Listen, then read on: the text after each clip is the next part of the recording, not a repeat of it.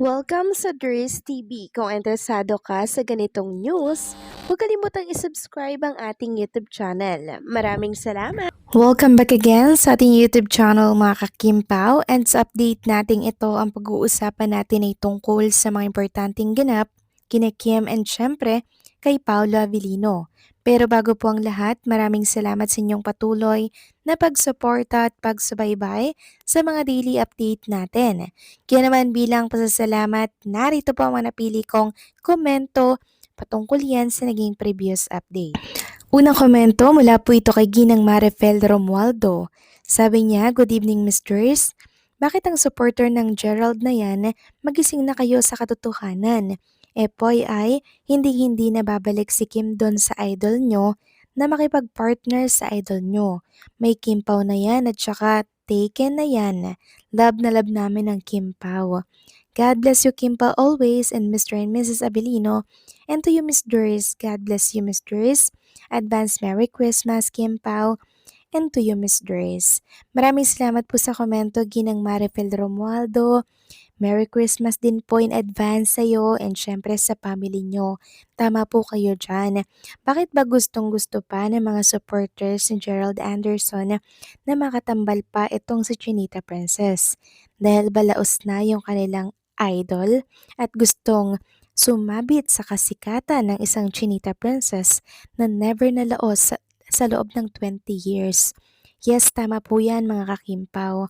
Never pong nawalan ng trabaho si Kim Chu sa loob ng 20 years.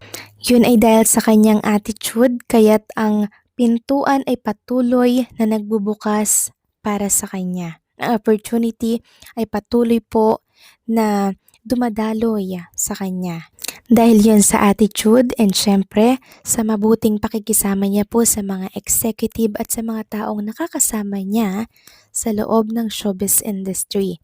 Yun yung importante dito. Yun ang sekreto para hindi po malaos and syempre patuloy ang blessings. Kaya kung gusto muli umangat ng karera ng inyong mga iniidolo, gayahin ninyo si Chinita Princess. Huwag na kayong gumamit ng iba, huwag na kayong sumabit, bagkos ay tumayo kayo sa sarili ninyong mga paa. So hindi na yan babalikan pa ni Chinita Princess dahil past is past, never been discussed.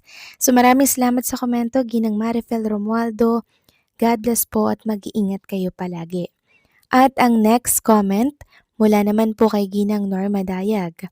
Sabi niya, "Good AM, Drace." Yes, why?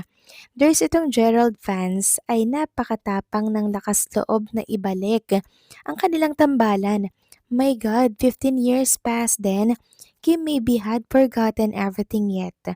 Still, they are insinuating to be fair to Gerald. It will not happen anymore, cause Kim has found the right person in her life, and that is Paulo. For that span of 15 years, many things happened to their life. We know the love story of Gerald to other artists. Likewise, Persian, with these things happen.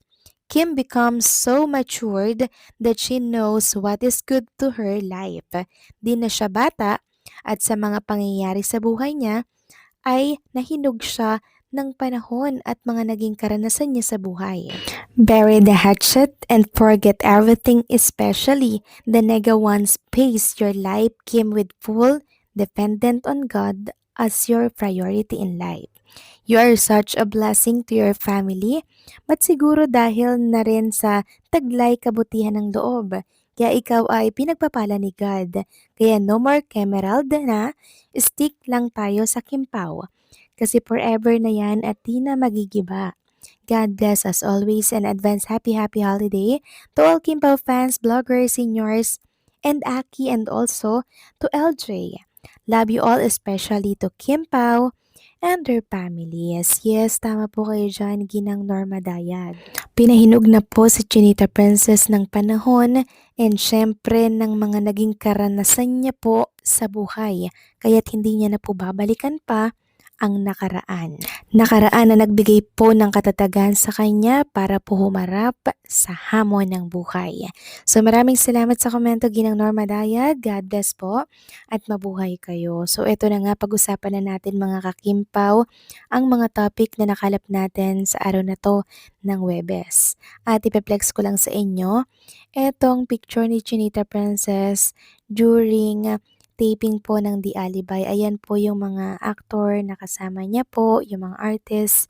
Ayan po si Kim and Paula Avellino, pinagitnaan po. And then, makikita nga dito na sa isang table sila, kumakain sila dyan mga kakimpaw. Nakakatuwa po yung samahan ni Kim and Paula Avellino with their co-artist, co-actor, talagang intact and napakababli lang po, no? Hindi sila mahirap kasama at kabanding, kaya napakagaan po ng trabaho. Gumagaan yung trabaho kahit na medyo may kabigatan. Yun ay dahil sa mga tao na nakakasama po nila, no? Like Kim, like Paula Avellino, 'di ba? Nagtutulungan po kasi sila.